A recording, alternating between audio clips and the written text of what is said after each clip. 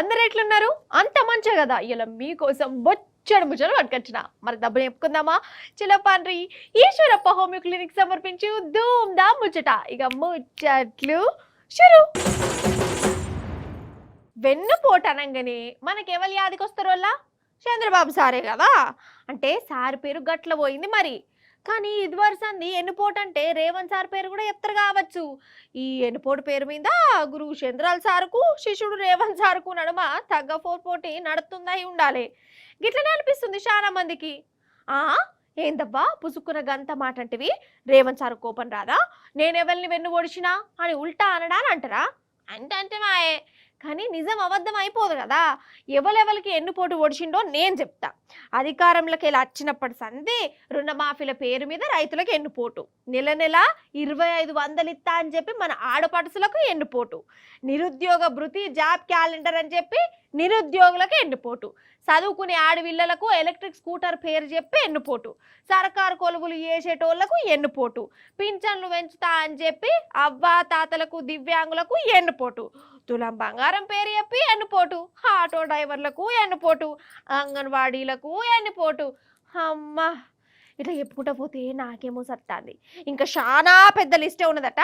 ఇవి సరిపోలేదని ఇక ఇప్పుడు మన బీసీ బిడ్డలకు ఘోరంగా అంటే ఘోరంగా ఎన్నుపోటు పొడిచిండు. ఎట్లనో చెప్తారా మన ఏమంటే అసలు గిసంటి ప్లాన్లు మత్పరిచ్చుడు మన రేవంత్ సార్ చంద్రన్ సార్ కానే నేర్చుకున్నాడై ఉండాలి.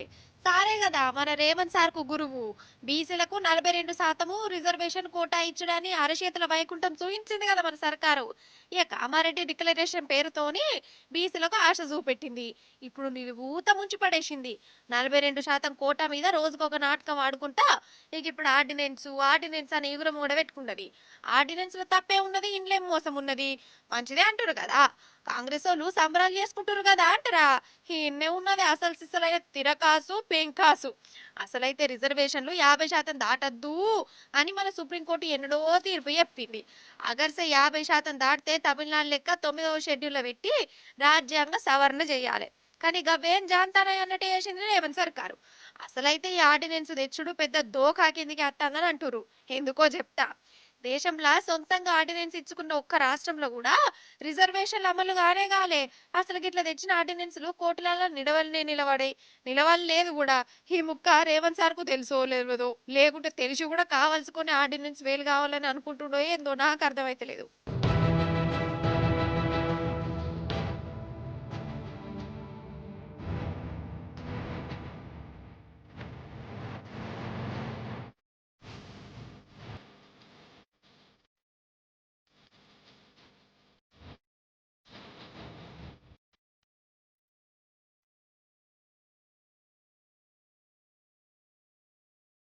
ఇప్పటికిప్పుడు ఆర్డినెన్స్ ముచ్చట ఎందుకు తీసిరంటే లోకల్ ఎలక్షన్లు ఉన్నాయి కదా, సెప్టెంబర్ 30 లోపు ఎలక్షన్లు అయిపోవాలని హైకోర్టు మన సర్కారుకు ఆర్డర్ అయ్యనే వేసింది.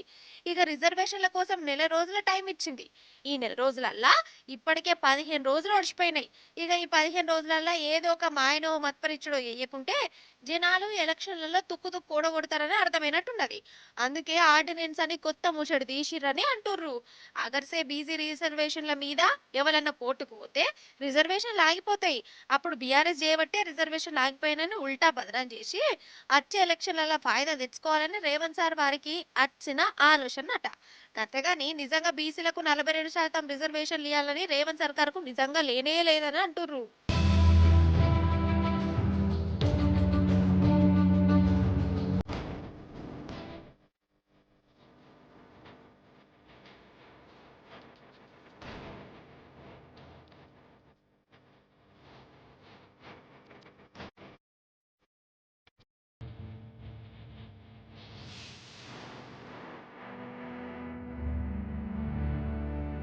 ఎట్లనంటే మంచిగా అర్థం చేసుకోరు మీరు కూడా. ఇప్పటికే ఈ రిజర్వేషన్ల మీద షేపాటి సర్కారు అసెంబ్లీలో తీర్మానం చేసి గవర్నర్ కు పంపే.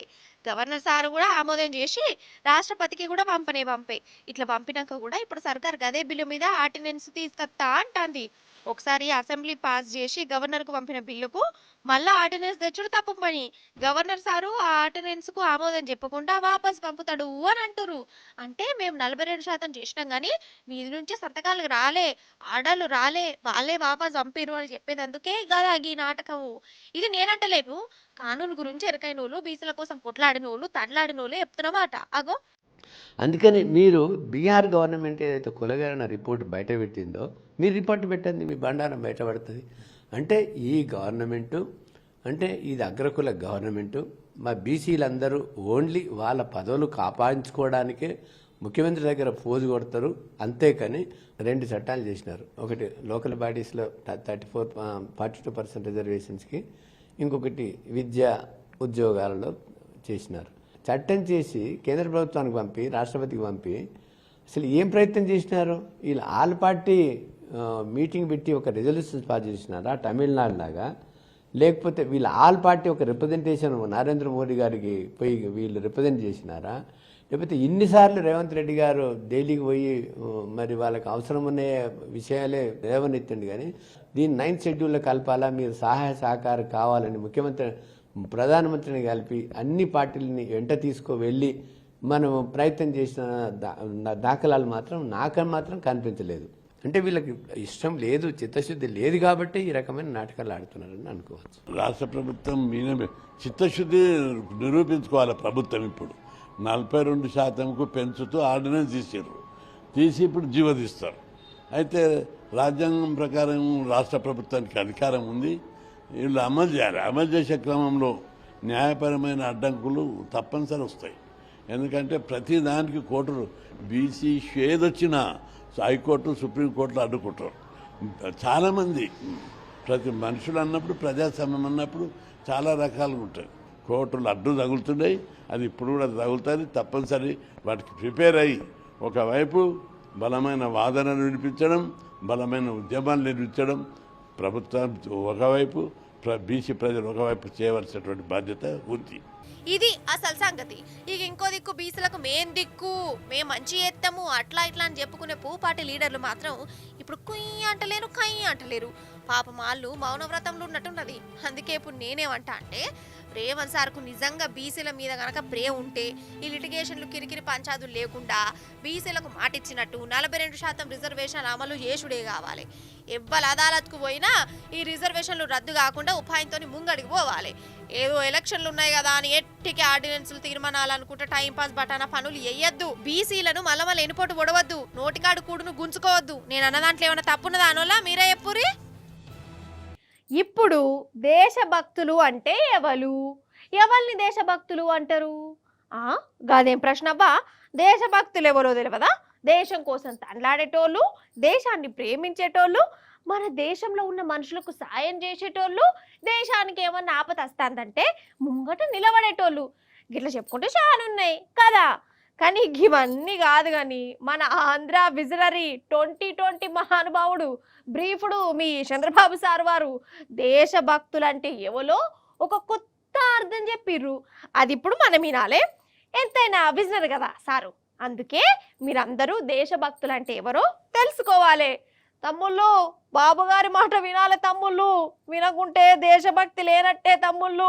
గిట్లనే అనిపిస్తుంది. పారి ఓ మలక చంద్రాల్ సార్ వారి ఆనిముత్యాలు విన్నాం మనం. నమస్తే చంద్రాల్ సార్, అంత మంచేనా? ఇక చెప్పురి సార్, మీరు దేశభక్తులు అంటే ఎవరు? ఒకరుంటే మంచిది, ఒకరుంటే ముద్దు, ఇద్దరుంటే పర్వాలేదు, 3 వద్దని చెప్పేవాడిని. ఇప్పుడు అంటున్నా నేను 3 కంటే పైనుంటే వాళ్ళే నిజమైన దేశభక్తులు, ఈ సమాజాన్ని కాపాడే వ్యక్తులు కూడా అని చెప్పి ఇప్పుడు చెప్తున్నా. అలాంటి వాళ్ళకి గౌరవిద్దాం. నేను అది ముచ్చట. ఇక ఇప్పుడు చెప్పురోలా మీ దాంట్లో ఎవరెవరు దేశభక్తులు, ఎవరెవరు గారు? అయితే జనాభా దినోత్సవం ఉన్నదట. సారు 4 సూటు బూట వేసుకున్న వాళ్ళని పక్కపొంటి కూర్చోబెట్టుకొని జనం చేయవలసిన పని ఏందో ఎప్పుకొచ్చిండు. అసలు ఒక్కళ్ళనే కనద్దట, 4-5 కనాలంటే ఎవరు ఎక్కువ మందిని కంటే వాళ్ళే దేశభక్తులు అట్నోళ్ళ. లోకేషన్ సారు వింటారా సారు? మీ బాబు ఏమో అంటాడు మరి. ఇంతకు చంద్రాల్ సార్ నిజంగా జనాలకే చెప్పిండా లేకుంటే ఇంకెవరికన్నా చెప్పిండా? ఎందుకంటే లోకేషన్ సార్కు ఒక్కడే కొడుకు, చంద్రాల్ సార్ కూడా ఒక్కడే.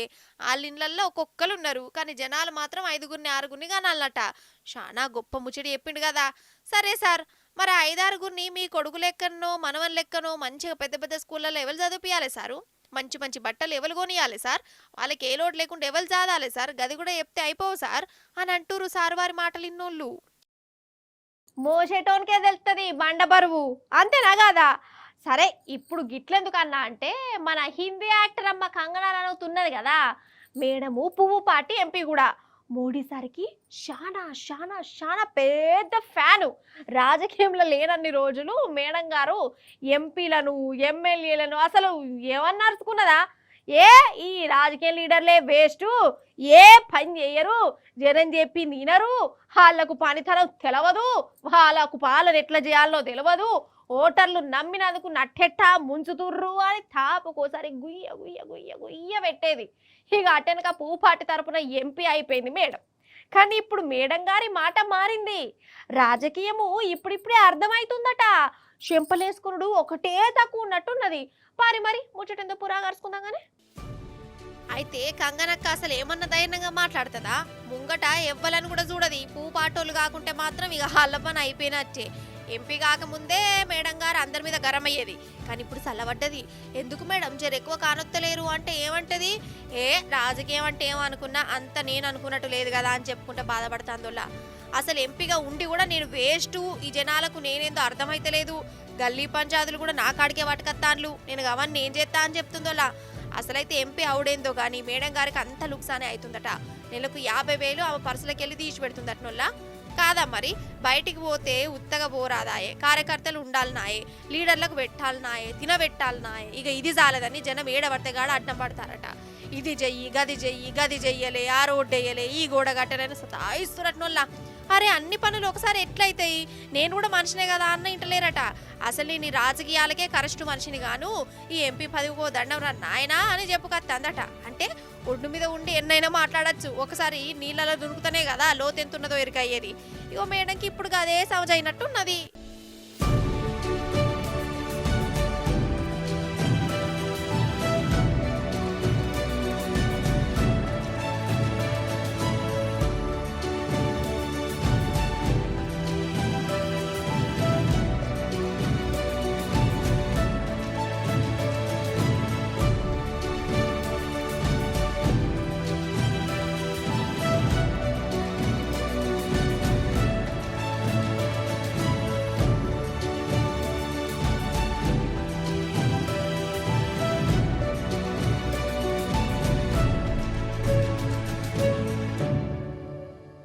కొందరిని చూసి చెప్తున్నా నేను, మనిషి అన్నం తిన్నా తినకున్నా ఫోను మాత్రం చేతిలో ఉండవలసిందేనోళ్ళ. 3 వద్దులు ఉపాసం ఉన్నా అంటాడు కానీ 3 నిమిషాల ఫోన్ లేకుంటే మాత్రం ఐబత్ అవుతుంటాడు. ఫోన్లతోని పెద్ద రామాయణము. మరి అందులో గంతగానేమి ఉంటాయో, ఒకరోజు చేతిలో లేకుంటే ఏమవుతుందో అర్థమే కాదోళ్ళ. అసలు నన్ను అడుగు తెల్లోళ్ళంతా ఫోన్లతోని. ఈ ఫోన్లే లేకుంటే ఒక చిత్తం అవుతుంది అనుకుంటా కానీ దిమా ఖరాబ్ చేసుకునేందుకన్నా కావాల్సుకొని ఫోన్లు వాడతారు కావచ్చు జనాలు. అగో గీ పిల్లగాడు నీళ్ళేమో చేస్తాడు కదా, చేపలు పడతాండా ఏంది? కాదు ఏమో బంగారమో వజ్రాలో పోడగొట్టుకున్నట్టున్నది, అందుకే గంతగారం తనలాడుతుండు అని అనిపిస్తుందా?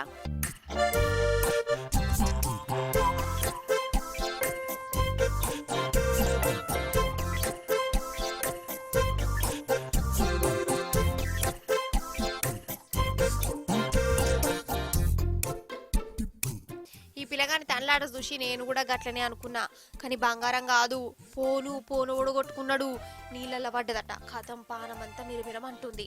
మనిషి లెక్క లేడు, ఆ నీళ్ళలోనే దేవులాడుతుండోళ్ళ. కార్లు బండ్లు పోతున్నా పెయ్యి మీద బురద నీళ్ళు పడ్డా కానీ ఫోను దేవులాడు మాత్రం మానలే. కానీ ఇంతగానం కష్టపడ్డా పాపం పిల్లగానికి ఆ ఫోన్ దొరకలేదోళ్ళ. అగు పక్క పుట్ట కూర్చొని బొల్ల ఏడుస్తుండు.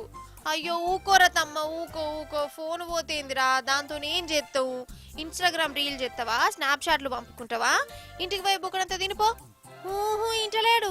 ఇక వారం రోజుల దాకా ఫోన్ దాల్చుకుంటూనే ఉపాసం ఉండేటట్టున్నాడు. అంటే చూడు మనిషిని ఫోను గెట్ల గుమ్మిట్లా పెట్టుకున్నదో. కుటుంబం కంటే తిండి తికాన కంటే ఫోన్ ఎక్కువైపోతుందిరా అందరికీ కదా.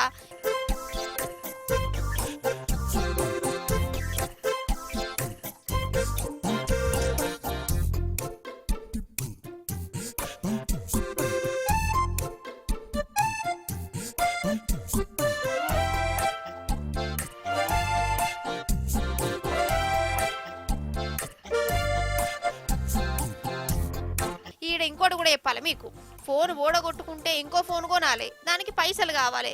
కమస్కం ఒక 8,000 10,000 అని ఉండాలి. ఆ 10,000 కమాయించాలంటే ఎంత కష్టపడాలను. అందుకే గిట్ల ఏడుస్తుండు కావచ్చు, ఏమో పట్టురి. మొత్తానికి బంగారం పోయినా ఎడతారో ఎడవరో కానీ ఫోన్ పోతే మాత్రం కొంతమంది గిట్లనే ఎడతారు కదా.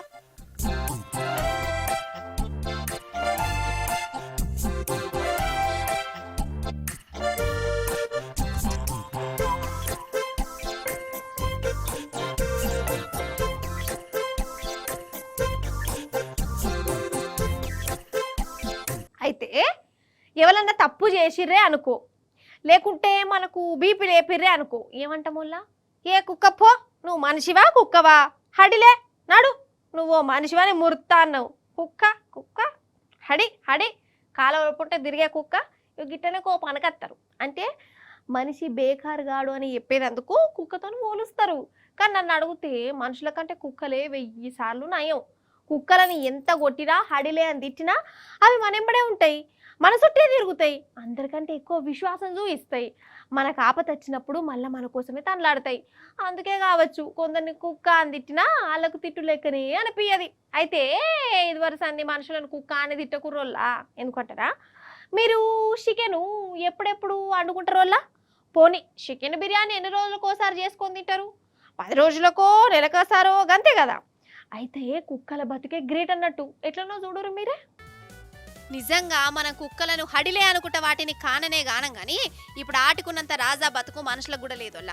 ముఖ్యంగా కర్ణాటక కుక్కలది దర్జా అంటే దర్జానే పోరి. ఎందుకంటే బెంగళూరులో తిరిగే ఊరి కుక్కలకు 3 పూటల చికెన్ బిర్యానీ పెడుతురు. జనాలు కాదు సర్కారోళ్ళు. అరే అవంటే కుక్కల కోసమే చికెన్ బిర్యానీ స్కీమ్ తెచ్చిరు. బెంగళూరు మున్సిపాలిటీలు వాటి కోసం బడ్జెట్లో 2,90,00,000 రూపాయలు కూడా పెట్టిరు. అయితే బెంగళూరు కుక్కలు జనాలను గోసవుచ్చుకోకుండా వాటి కడుపు రింపే ఎగురం పెట్టుకున్నారు. కడుపు రిండితే జనం జోలికి రావని అక్కడ ఆఫీసర్లకు వచ్చిన ఆలోచన. అందుకే ప్రతి కుక్కకు 350 గ్రాముల చికెన్ బిర్యానీ తినబెడతారట. అది కూడా ఉత్తపచ్చి చికెన్ బిర్యానీ కాదు, మంచిగా విటమిన్లు బలం ఇచ్చే తీర్ల వండి వాటికి పెడతారట. బెంగళూరులో 2,80,000 కుక్కలు నేను ఎక్కదేలింది. ఇక వాటికి బిర్యానీ పెట్టినందుకు టెండర్లు గిండర్లు కూడా పిలిచిరు. ఇప్పటికే నీళ్లు ఉండడానికి షెల్టర్లు గిల్టర్లు ఏర్పాటు చేసిరు. ఇక ఇప్పుడు 3 పూటల చికెన్ బిర్యానీ అట. నిజంగా రాజయోగమే కదా. అక్కడి జనాలన్నా వారానికి ఒకసారి చికెన్ బిర్యానీ తినరో కానీ కుక్కలకు మాత్రం 3 పూటల బిర్యానీ పో. అసలు మనిషి కంటే కూడా బెంగళూరు కుక్కనైనా కాకపోతేనని ఇప్పటికే కొందరు అనుకుంటురట. గట్ల మారింది మరి వారి నసీబు. అబ్బాయి హిందీ మే బాత్ కర్తా. అయ్యో ఆడపిల్లని కదా కర్తీ అనాలే, బాత్ కర్తీ. స్టార్ట్ కర్నా సునో. झूठ बोले कवा काटे हम आपके है कौन, अंदाज अपना अपना, तू काय को रे ऐसा मैं काय को रे, परंतु जिंदगी ना मिलेगी दोबारा, इधर आए रे मैं धूमधाम मुचटलो बोलता तुम सुनता, मैं बीरकाय కూర से खाया, आधा पाव चिकन ला लिया, ओ दुकान जाके जीलकर्रा जाके మెంతులు लाके काले मार्क डाल के आया, अच्छा है ना मेरा हिंदी भाषा. అరే హిందీ అవును నేర్చుకోవాలి అనే దాన్ని ఏమంటారు? సీకో సీకో హిందీ సీకో, తుమే పవన్ కళ్యాణ్ ముచ్చట దేకో.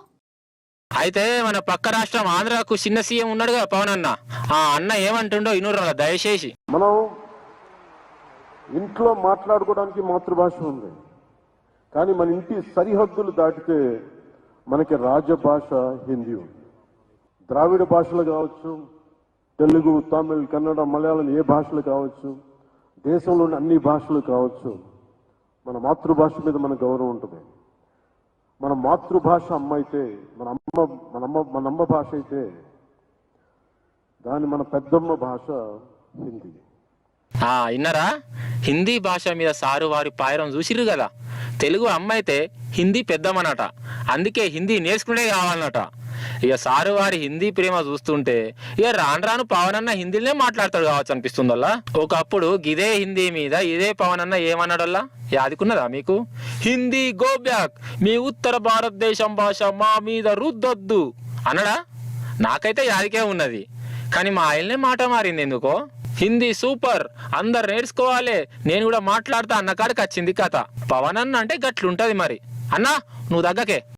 దేశం మొత్తం మీద హైయెస్ట్ పాపులేషన్ మాట్లాడే 3rd హైయెస్ట్ లాంగ్వేజ్ హిందీ. మనం దాన్ని నేర్చుకోవడంలో అడ్వాంటేజెస్ ఉన్నాయి కానీ డిసడ్వాంటేజెస్ ఎప్పుడు చూడాలి. ఉర్దూని యాక్సెప్ట్ చేసి, పర్షియన్ని యాక్సెప్ట్ చేసి, ఉర్దూని యాక్సెప్ట్ చేసి హిందీని మీరు మా మీద రుద్దుతున్నారనేది చాలా చాలా అవివేకం అనిపిస్తుంది. If you could accept Urdu, why don't we accept Hindi? What is the problem? అసలు కొందరిని చూస్తుంటే వాళ్ళని మనుషులనాలనా లేకుంటే కోతలనాలనా అర్థమే కాదోళ్ళ. ఏమనుకున్నా మంచిదే, అందరు చదువుకున్న వాళ్ళే, చూస్తే తెలివిగాళ్ళ లెక్కనే కనబడతారు. కానీ వేస్ట్ అంటే వేస్ట్ పనులు చేస్తారు. అంతేందుకు, ప్రతి మనిషికి మెదడు ఉంటుంది, అందులో షటాకు మందమన్న గుజ్జు ఉంటుంది. మరి అది వాడాలనా అద్దా? వాడరు.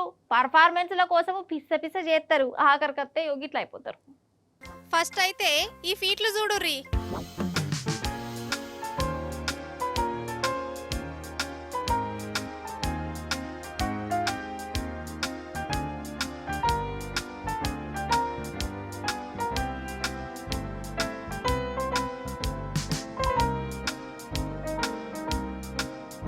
అయిందా? లగ్గమైందా? కింద చూద్దాం ఎట్లున్నదో పరిస్థితి. అయ్యయ్యో, ఈ దిక్కుమల రీలకు అగ్గివెట్ట ఏంది మాకులోల్లా అసలు. అయితే మహారాష్ట్రలో ఒక టూరిస్టు జాగాలోల్లా కొందరు పోరగాన్లు కారేసుకొని పోయిరు. పోయినోళ్ళు పోయినట్టు ఆడ జెరసేపు గడిపి సంబరంగా రావాలనా, కానీ కార్తో 4 యోగిట్ల బాలకృష్ణ లెక్క ఫీట్లు చేసిరు. ఎందుకయ్యా అంటే రీలు వీడియోల కోసమట. అదేమో కొండ మీద ఉన్నది, ఆ కొండ మీద ఇట్లా కథలు పడ్డాడు అవసరమా? కారు లోయలకు పడిపోయింది. ఈ లాగమైరు గంత మీదకి పడ్డాక పాపం వీళ్ళకు దెబ్బలు దాకినాయి. సీరియస్సే ఉన్నదట. ఎందుకు వచ్చిన శకలు ఎప్పుడు వీళ్ళకు లైకులతోనేమైనా కడుపు నిండుతుందా, కామెంట్లతోనేమైనా కరుడు పాతలు అవుతారా?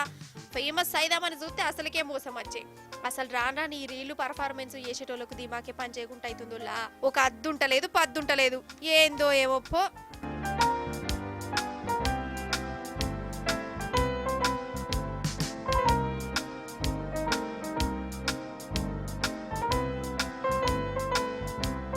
ఈశ్వరప్ప హోమియో క్లినిక్ సమర్పించు ధూమ్ దా ముచ్చట ఎగ్గిముల్ల గెల్టి ధూమ్ దా ముచ్చట్లు మంచిగా ఉన్నాయి కదా, మస్తు అనిపించినాయి కదా. మళ్ళీ వచ్చినప్పుడు ఇంకిన్ని మంచి ముచ్చలు పట్టుకత్తా. అప్పటిదాకా ఏం చేస్తారు? చూస్తూనే ఉండాలి T News. Tata bye bye, నమస్తే గవయ్యత్త.